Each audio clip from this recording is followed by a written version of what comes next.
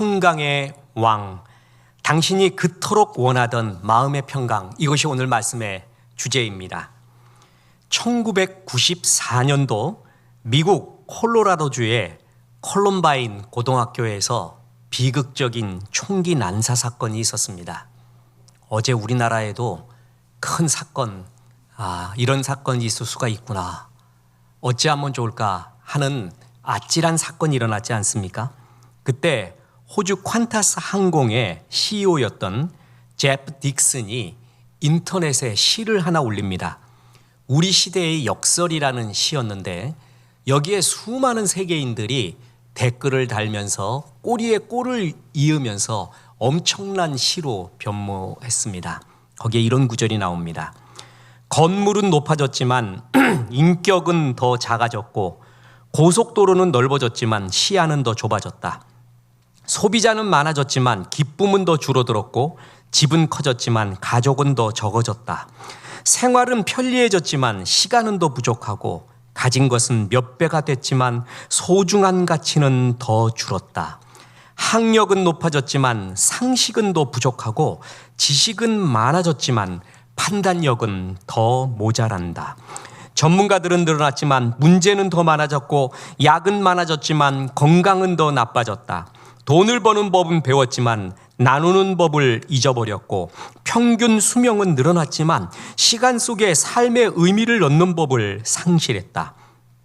달에 갔다 왔지만 길을 건너가 이웃을 만나기는 더 힘들어졌고, 우주를 향해 나아가지만 우리 안의 세계는 잃어버렸다. 공기정화기는 갖고 있지만 영혼은 더 오염됐고, 원자는 쪼갤 수 있지만 편견을 부수지는 못한다. 자유는 더 늘었지만 열정은 더 줄어들었고, 세계 평화를 많이 이야기하지만 마음의 평화는 더 줄어들었다. 세상은 점점 더 풍요로워졌다라는 것입니다. 물질이 말입니다. 그런데 우리 인생 속의 마음의 평화는 더욱 줄어들고 더욱 공포와 불안 속에서 사는 것이 우리 현대인의 모습이라는 것입니다. 미국 노년기를 앞둔 중년들에게 가장 필요한 것이 무엇이냐고 앙케이트 조사를 했습니다. 그랬더니 놀랍게도 1위가 마음의 평화였습니다. 마찬가지일 것입니다. 우리나라도 조사하면 아마 그런 답이 나오지 않을까 싶습니다. 하나님께서 일찍이 이사야 9장에서 이 땅에 오실 메사이아, 메시아 예수님에 대한 이름을 계시하셨는데, 그 이름 중에 마지막이 평강의 왕입니다. 우리 예수님은 평강의 왕입니다. 예수님을 잘 믿으면 마음에 그토록 원하던 하나님의 평강이 가득 임하게 됩니다. 예수 잘 믿으시기를 주 예수의 이름으로 축원합니다. 그래서 오늘 본문엔 첫째로 인간은 마음의 평화가 가장 중요하다라는 것을 말해줍니다. 중세시대 수도자들 사이에서 회자되는 민담입니다. 어떤 사람이 부자가 되고 싶어서 밤낮으로 기도했습니다. 그 기도의 정성이 갸륵해서였는지 꿈에 거룩한 수도사가 나타나서 내일 어디 가 있으면 한 수도자가 지나갈 텐데 그때 당신의 귀한 보물을 주십시오 라고 말하라고 했어요. 그랬더니 이 사람이 신이 나서 다음날 꿈에 나타냈던 그 수도자가 말한 장소로 갔더니 진짜 한 수도자가 지나가고 있었습니다. 그래서 다짜고짜 당신의 귀한 보물을 주십시오 라고 했더니 이 수도자가 이렇게 품에서 손 주먹만한 금덩어리를 꺼내 들고 이것 말이요? 그래 가주세요 이렇게 했습니다. 이 사람은 신이 났습니다. 금덩어리 들고 이 수도자의 마음이 변할까 얼른 빨리 젠걸음으로 튀기 시작했습니다. 얼마나 신이 났는지 모릅니다. 그런데 조금 가다 보니까 길에 만나는 사람들이 다 무서워졌습니다. 이 사람들이 전부 내가 금덩어리 갖고 있는 걸 아는 것 같았어요. 내 목숨을 노리는 것 같았습니다. 잠을 제대로 이룰 수가 없었습니다. 음식도 먹을 수가 없었습니다. 이 두려운 마음이 커지고 커지는 가운데 더 이상 견디기가 어렵습니다. 그래서 그는 마음의 결심을 하고 금덩어리를 준 수도자를 다시 찾기 시작했습니다. 수소문 끝에 이 수도자가 묵고 있는 숙소에 도착했더니 이 수도자 활개를 치고 잠을 자고 있었습니다. 퍼질나게, 그리고 코를 골면서 그렇도록 편안하게 잠을 잤습니다. 얼른 깨웠습니다. 아니, 당신 그때 금덩어리 가져간 사람 아닙니까? 나 이제 더 줄 것도 없는데 라고 했더니 아닙니다. 이것을 다시 당신에게 돌려주려고 찾아왔습니다. 그러면서 이런 말 했습니다. 이런 것보다도 그 대신에 이런 보물을 선뜻 내어주고도 아무렇지도 않게 잠을 자는 당신의 그 평온함과 평화로움, 풍요로운 마음을 내게 주십시오. 이것이 가장 소중하다는 것을 느꼈습니다. 예, 그것이 더 소중합니다. 금덩어리 10개를 가지고 있어도 마음이 편하지 않는 사람이 있다면 그것은 지옥의 삶입니다. 우리는 무엇보다도 마음의 평강이 가장 소중한 겁니다. 그래서 잠언 4장 23절에 무릇 모든 지킬 만한 것 중에 더욱 내 마음을 지키라. 생명의 근원이 이에서 남이니라. 행복의 근원이, 영광의 근원이, 모든 것의 근원이 마음의 평화에서 나온다라는 것입니다. 이걸 지키라는 것입니다. 마귀도 이것을 압니다. 그래서 우리를 무기력하게 만들고 멸망시키려고 간괴하고 있는 마귀는 우리를 지배하기 위하여, 우리에게 무기력하게 하기 위하여 제일 먼저 던져주는 게 뭐냐면 생각입니다. 우리 흔히 마귀 들렸다 그러면 영화 엑소시스트 이런 데서 보는 어떤 이상한 행동, 이런 것들을 생각하는데 그것도 물론 있지만 일반적으로 마귀가 우리에게 역사할 때 나타내는 것은 생각을 통해서입니다. 마귀가 가롯 유다에게 예수를 팔 생각을 넣었더니 생각부터 시작합니다. 교만도 생각부터 시작이 됩니다. 멸망도 생각부터 시작합니다. 그 아름답고 수려했던 에덴 동산이 이런 타락의 동산, 쫓겨나는 동산이 된 것은 아담과 하와 속에 들어온 생각 하나, 마귀가 심어준 생각 하나 때문에 그렇습니다. 이토록 마음의 생각이 너무나 중요합니다. 연암 박지원은 눈이란 있는 그대로 보는 게 아니라 마음이 시키는 대로 본다. 아주 멋진 선언을 했습니다. 마음이 어디 있느냐에 따라 눈으로 보는 게 달라진다는 거예요. 눈은 객관적 보편 타당성이 있다는 게 아니랍니다. 마음이 가자는 대로, 마음이 보자는 대로 본다라는 것입니다. 나쁜 마음 품고 있잖아요. 나쁜 것만 보입니다. 좋은 마음 품고 있잖아요. 그럼 왠지 그렇게 좋은 것만 보여요. 맨날 비판하고 뭐 안 됐다 그러고 뭐가 불만이라는 사람들의 특징이 뭐냐면 항상 그 마음에 그런 마음이 사로잡고 있기 때문에 그런 것만 보이기 때문에 그렇습니다. 하나님은 가장 큰 보물을 우리 마음속에 넣어줬습니다. 소유, 명성, 외모 등 바깥 요소가 아무리 많고 풍성해도요, 마음이 무너지면 다 무너진다라는 것입니다. 30여 년 전에 건강서로서 베스트셀러가 됐던 작품이 일본의 하루야마 시게오의 뇌쇠혁명이라는 것이 있었습니다. 이 사람은 건강에 대해 깊은 관심을 가진 끝에 우리가 건강하게 되는 6가지 조건을 제시했습니다. 첫째, 피곤하지 않게 사는 것. 둘째, 적절한 잠. 셋째는 식욕 절제. 넷째는 화내지 않는 것. 다섯째는 계속적인 두뇌의 사용. 여섯째는 운동이었습니다. 30년이 지났습니다. 이 사람의 관심사는 여전히 건강이었습니다. 새로운 뇌세혁명에 새로운 심판을 냈는데 거기에 한 가지를 더 추가했습니다. 그 6가지 중에 한 가지를 더 추가했는데 그것은 마음의 평안이었습니다. 그리고 마음의 평화가 건강에서 차지하는 비중을 55%로 봤습니다. 그러니까 마음이 평화롭지 않으면 건강이 무너진다라는 것입니다.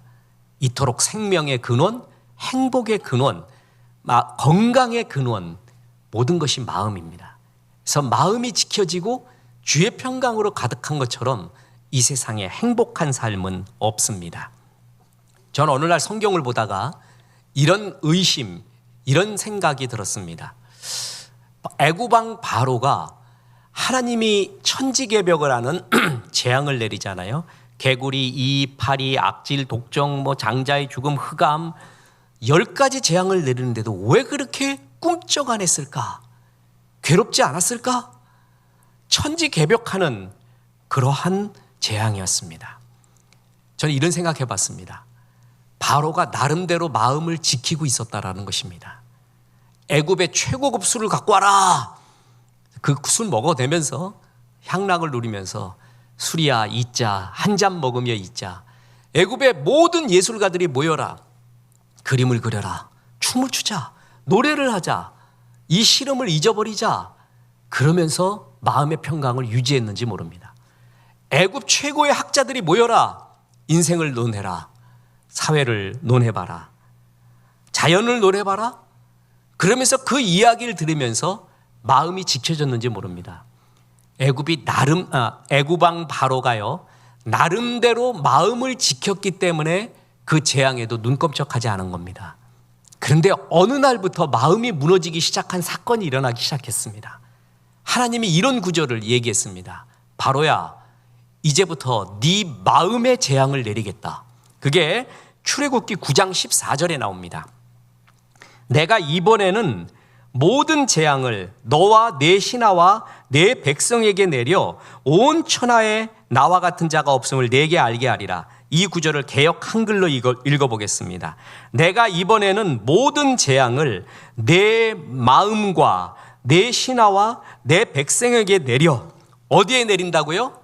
마음에게 내린대요. 어떤 게 더 맞느냐? 히브리 원문에 보면 콜, 마케포타이, 엘, 리베카, 모든 재앙을 내 마음에, 마음이 맞습니다. 콜, 모든, 마케포타이, 재앙을, 엘, 모모에게, 리베카, 너의 마음에게, 네 마음의 재앙을 내리기 시작한대요.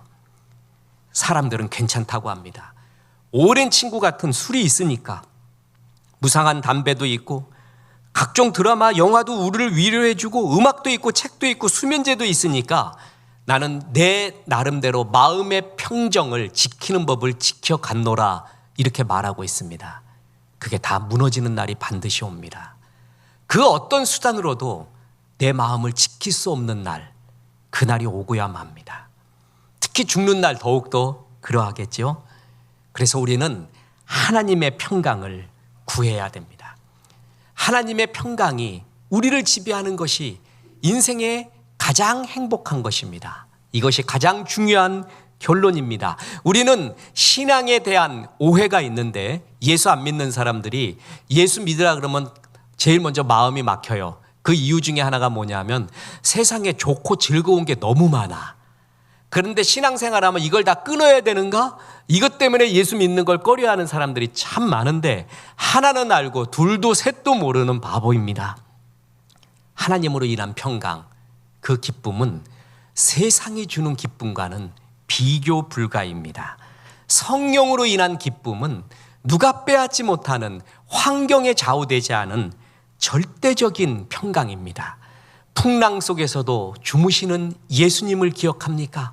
돌에 맞아 죽어가면서도 얼굴이 천사와 같이 해같이 빛나던 스데반의 얼굴을 기억하십니까? 빌립보 차디찬 감옥에서 죽음을 예견하고 이제 곧 죽을 그런 노종이 바울 사도가 빌립보 교인들에게 기뻐하라, 다시 말하노니 항상 기뻐하라, 그 마음에 기쁨이 있었다는 것이에요. 이런 기쁨과 평강이 세상의 기쁨과 평강과 여러분 비교할 수 있겠습니까? 세상에서는, 세상 평안은요, 문제가 해결돼야 평안이 옵니다.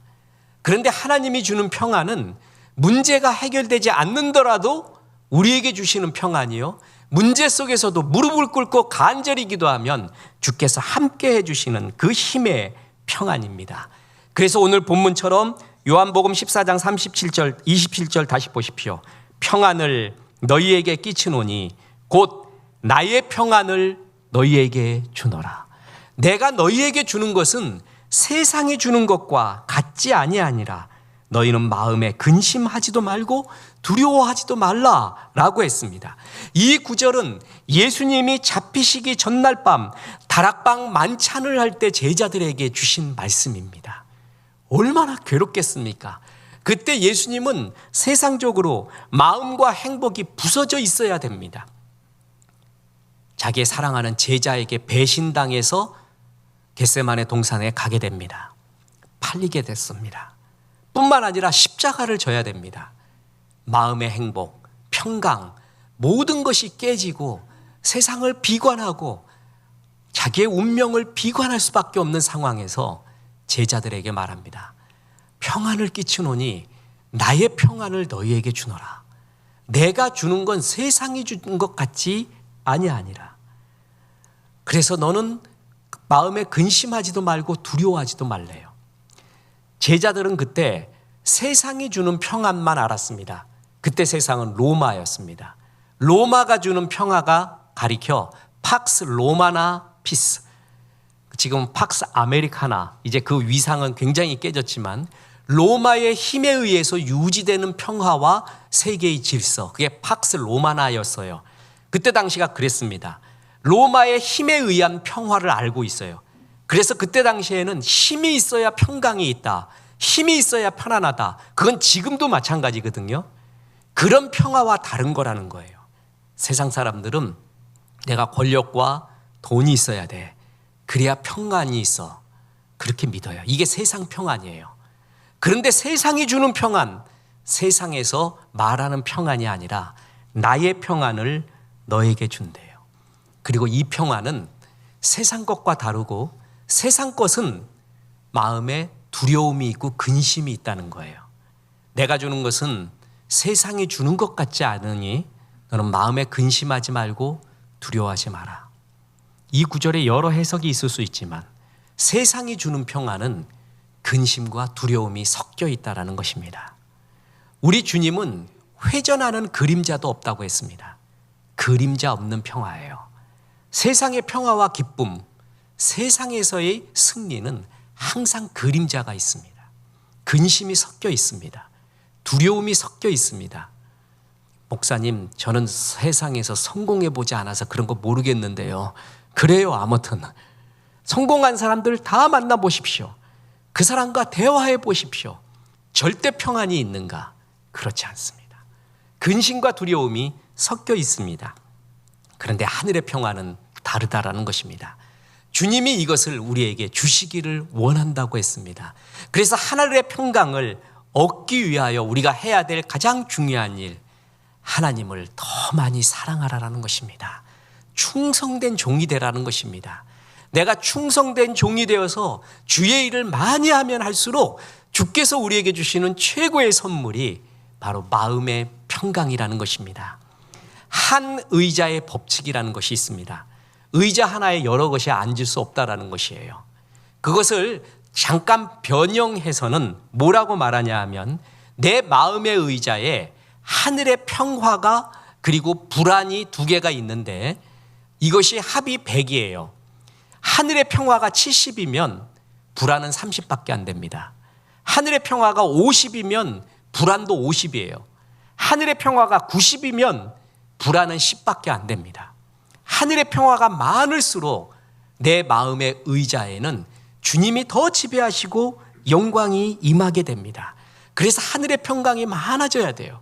이 평강이 많기 위해서는 우리는 충성스러운 종, 세상 욕심을 버리고요, 하나님 앞에 충성스러운 종이 되어야 됩니다. 그럴수록 주의 평강이 많이 임합니다. 이탈리아의 학자이자 시인이자 인문주의자인 프란치스코 페트라르카, 이 사람이 인간 행복을 연구를 많이 했습니다.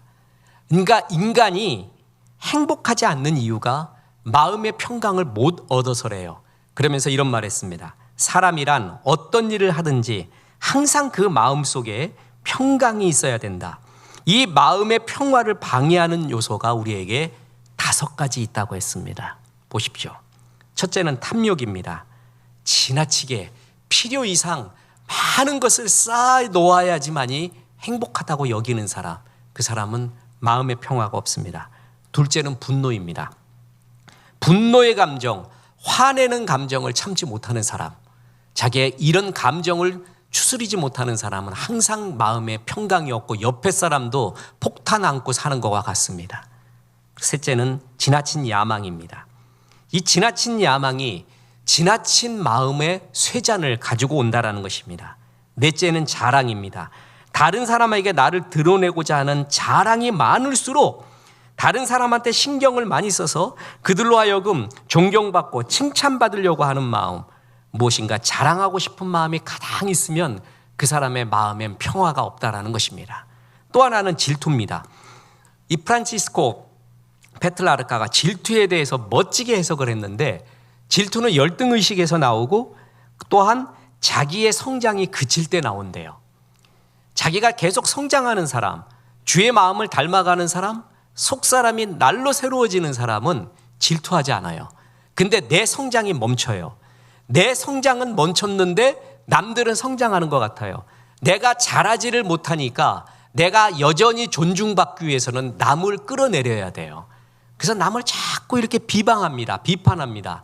그러면서 속으로 무슨 말 하냐 하면은, 저 사람한테 줄 존경을 나한테 주십시오. 저 사람 별거 아닙니다. 저 사람 나쁜 사람입니다. 이런 허물이 있습니다를 자꾸 들춰내면서 성장하지 못하는 자기가 남을 깎아내림으로써 자기를 높이려고 하는 행위, 그걸 질투라고 했습니다. 이런 마음들이 있잖아요. 하나님을 사랑하지 않고 탐욕, 분노, 야망, 자랑, 질투에 사로잡히면 사로잡힐수록 그 마음은 평강이 없어지고 지옥의 삶으로 변한다라는 것입니다. 하나님의 평강이 나를 지배해야 됩니다. 감태준 시인의 주먹을 풀 때가 되었다라는 좋은 시가 있습니다. 거기에 이런 구절이 나옵니다.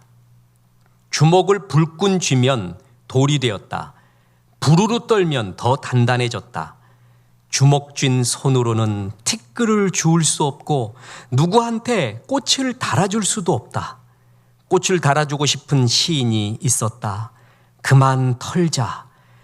지나가지 않은 생도 터는데 나무들 모두 팔 쳐들고 손 흔드는 숲에서 나무 마음을 읽는다.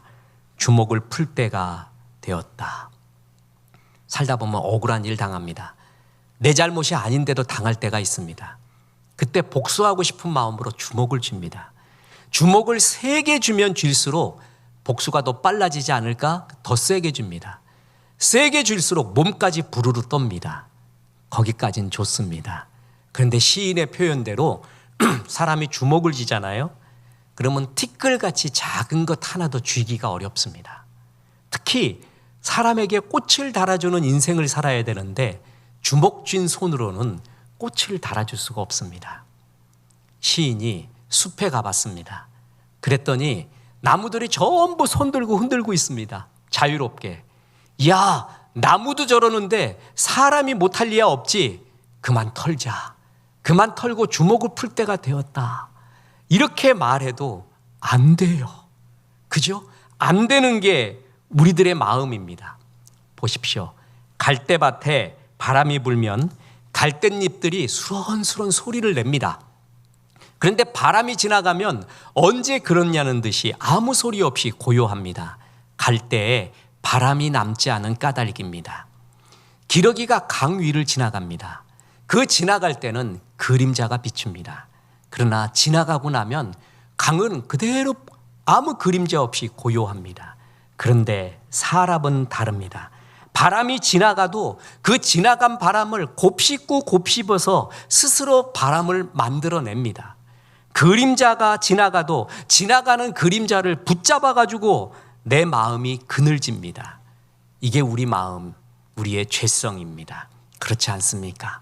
세상에서 제일 좋은 것은 마음의 평화입니다. 그리고 세상에서 제일 어려운 것은, 그리고 제일 좋은 것은 사람의 마음을 얻는 것입니다. 그런데 세상에서 제일 어려운 것이 마음의 평강입니다. 나를 화나게 만드는 것, 나를 두렵게 만드는 것이 나를 지배합니다.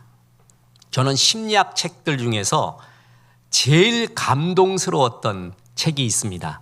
그 책의 주제가 뭐냐면, 사람을 사랑하는 것보다 미워하는 것에 더 많은 에너지가 필요하다는 거예요. 굉장한 영감이었습니다. 사랑함으로써 가는 에너지보다 미워함으로써 쏟는 에너지가 더 크대요, 사람들이. 예수 안 믿는 사람들 보십시오. 사랑하는데 힘을 씁니까? 별로 안 씁니다. 미워한다 그러면 슈퍼맨이 돼버립니다. 마블 영웅이 됩니다. 초인적인 힘으로 그 복수하려고 합니다. 마음으로 온통 거기에 집중을 합니다. 그게 우리 인간들의 죄성이에요. 사랑하는 것보다 미워하는데 에너지를 더 쓴대요. 이 좋은 시절에 이 좋고 기쁜 일이 그렇게 많은데 우리의 마음이 사랑하지 않고 미워하고 복수하고 분노하고 원망하는 데 마음을 다 쓰고 있다면 스스로가 지옥을 만드는 게 아닙니까? 마음에는 도장이 있습니다. 그런데 어떤 사람은 허공도장을 갖고 있습니다. 최고로 부러운 사람입니다. 뭔 말을 해봐라, 무슨 일 당해봐라, 허공에 도장 하나 딱 찍어버려요. 다 날아가 버려요. 허공도장이 최고수입니다. 그 다음에는 물도장 갖고 있는 사람이 있어요. 누가 나를 싫어하거나 잘못하거나 문제가 있었을 때 순간적으로 마음이 출렁거립니다. 근데 물에다 도장 딱 찍어버리면 싹 없어져 버리잖아요. 금방 잊어버리는 물도장 갖고 있는 사람, 이 사람이 또 고수입니다. 그나마 괜찮은 게 진흙도장 갖고 있는 사람이에요. 힘든 일이 있어요, 어려운 일이 있어요, 진흙에 도장 찍은 듯 딱 찍어버려요. 근데 이 진흙은 조금 지나면 좀 없어집니다. 시간 좀 지나면 괜찮아요. 근데 제일 문제인 사람이 뭐냐면 마음에 콘크리트 도장 갖고 있는 사람이에요. 딱 찍고 절대 안 잊어먹어. 아침마다 저녁마다 묵상을 합니다. 절대 안 잊어먹어요.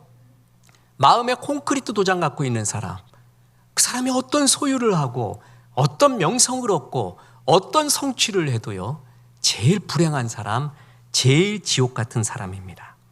우리는 압니다. 이래서는 안 된다는 걸 압니다. 그런데 다시 말하지만 안 됩니다. 마음이 잘 안 됩니다. 근데 하나님이 방법을 가르쳐 줍니다. 그게 뭐냐 하면 하나님의 평강이 너희 속에 있으면 된다. 그리고 그 하나님의 평강을 임하는 방법은 죽도록 충성하는 것입니다.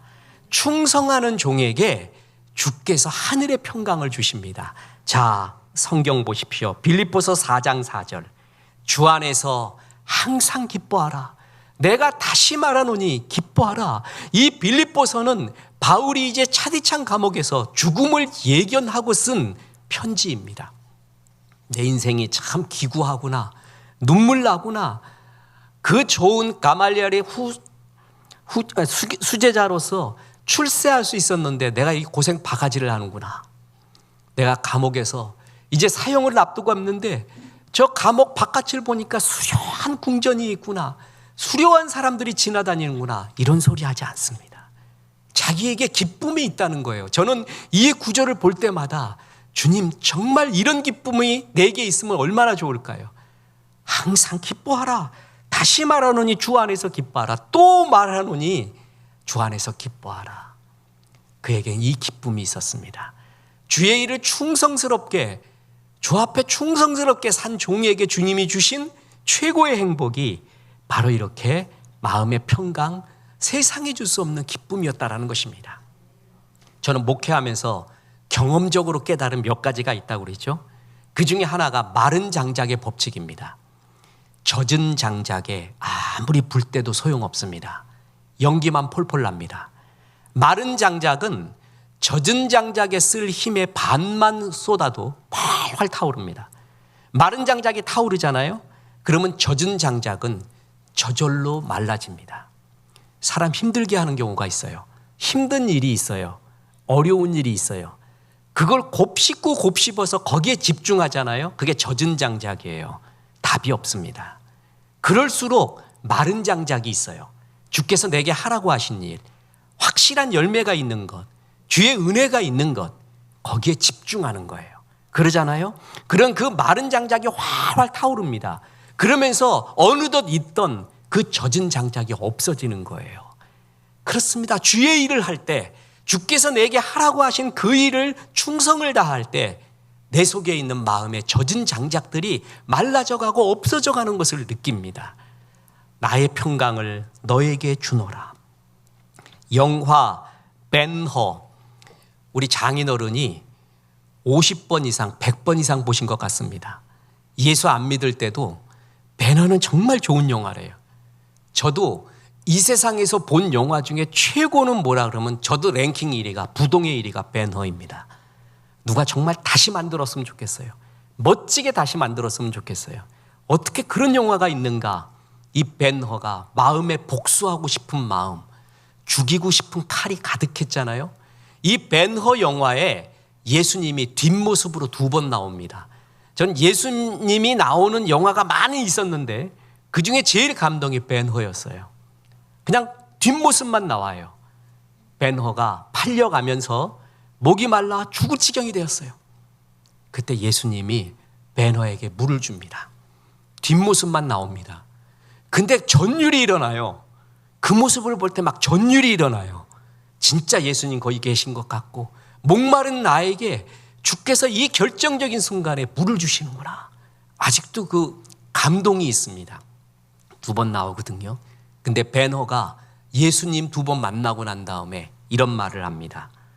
예수님의 말씀이 내 마음에서 칼을 내려놓게 하였소. 마음의 칼. 누가 봐도 있어야 될 칼이죠. 벤허 정도면은. 근데 예수가 내 마음에서 그 칼을 내려놓게 했대요. 이게 은혜입니다. 베드로가 칼을 뽑았습니다.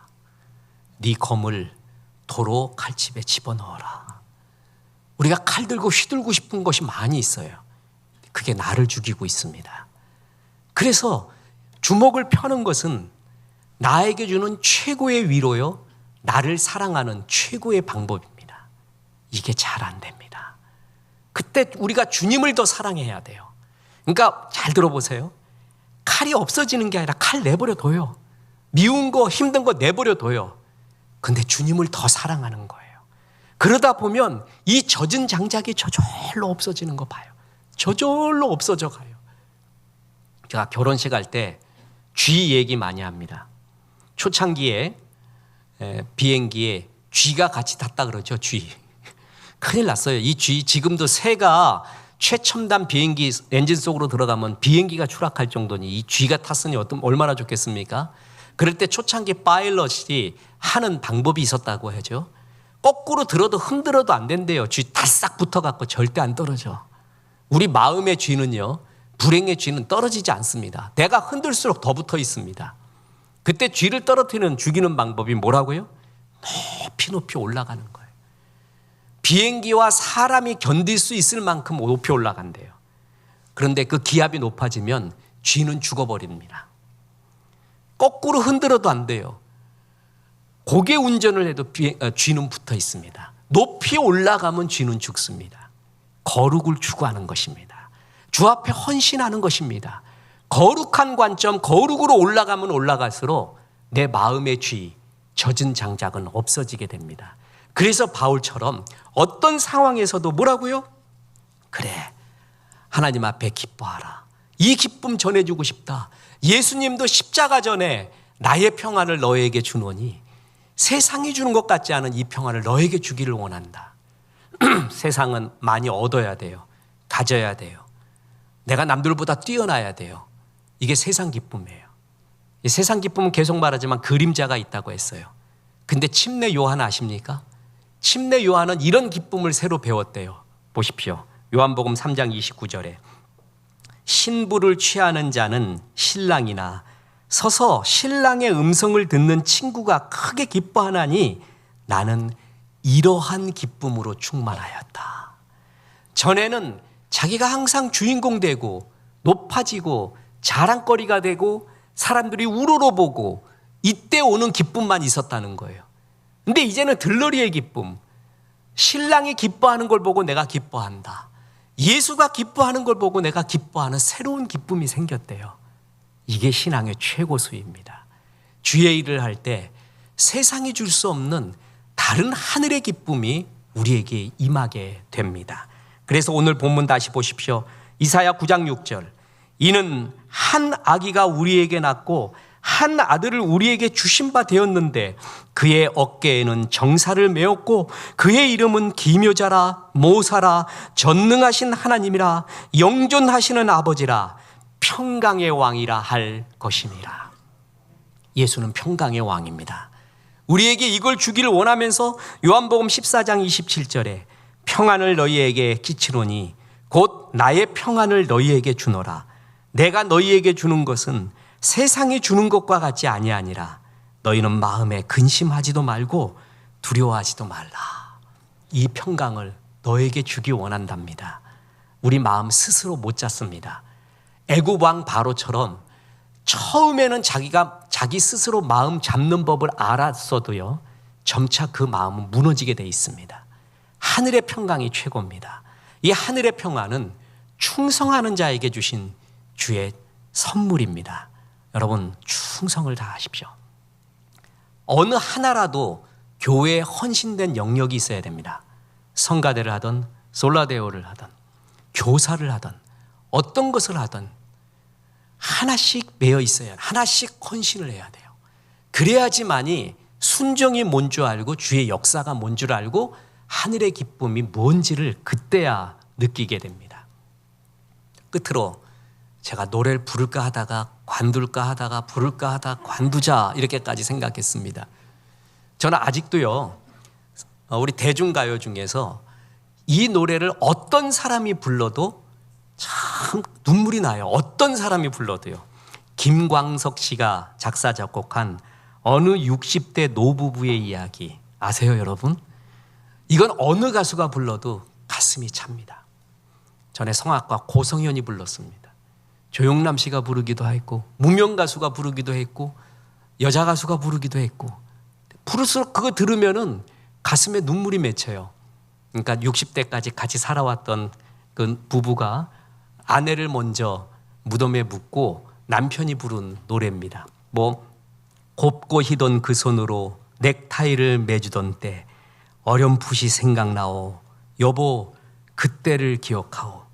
막내 아들 대학 시험 뜬 눈으로 지내던 밤들 어렴풋이 생각나오.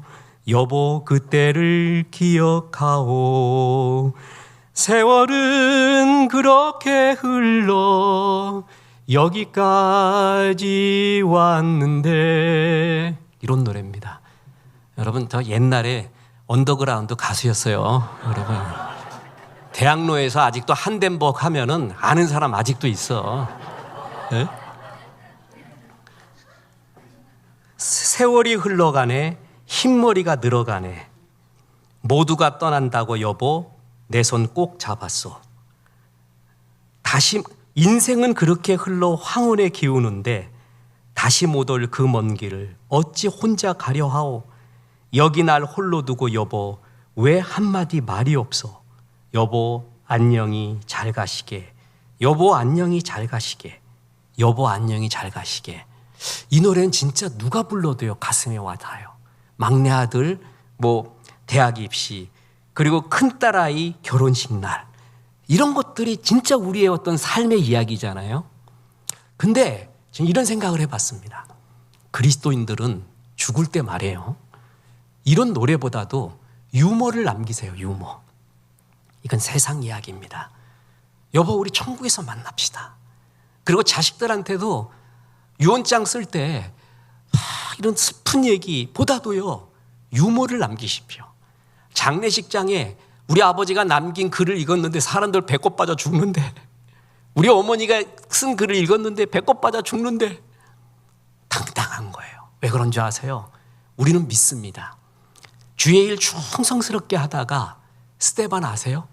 돌에 맞아 죽었는데 얼굴이 해같이 빛났습니다. 우린 그럴 겁니다.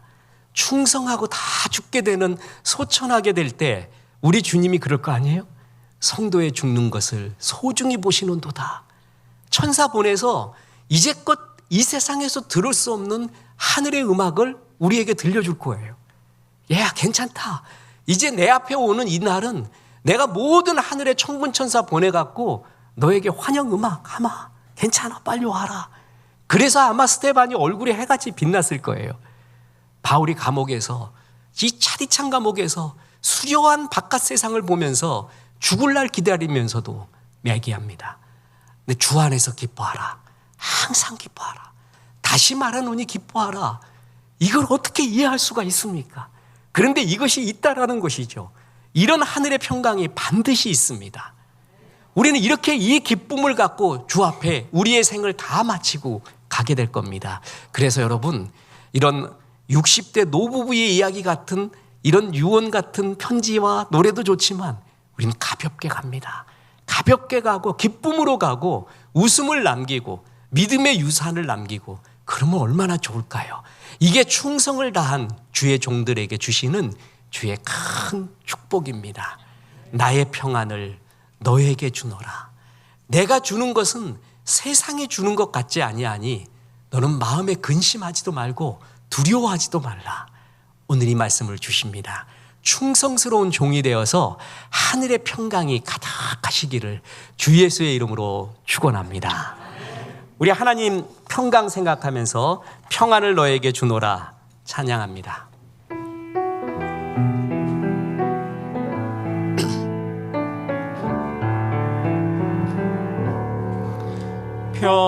평안을 너에게 주노라. 세상이 줄 수 없는, 세상이 알 수도 없는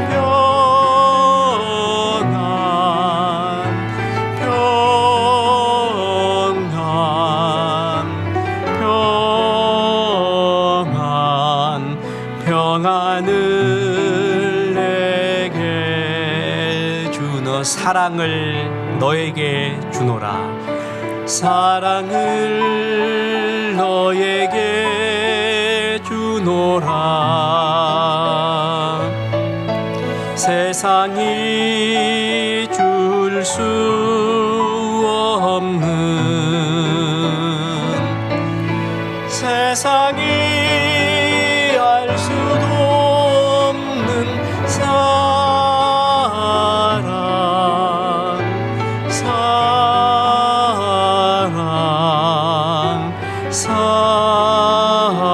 사랑, 사랑을 내게 주노라. 이제는 우리 구주 예수 그리스도의 은혜와 하나님의 크신 사랑과 성령님 주의 평강을 사모하라 말씀하심이 이 말씀에 아멘한 성도들에게 함께 하셔서 이제부터 끝날까지 크신 영광 받으시옵기를 우리 구주 예수 그리스도 이름으로 축원하옵나이다. 아멘.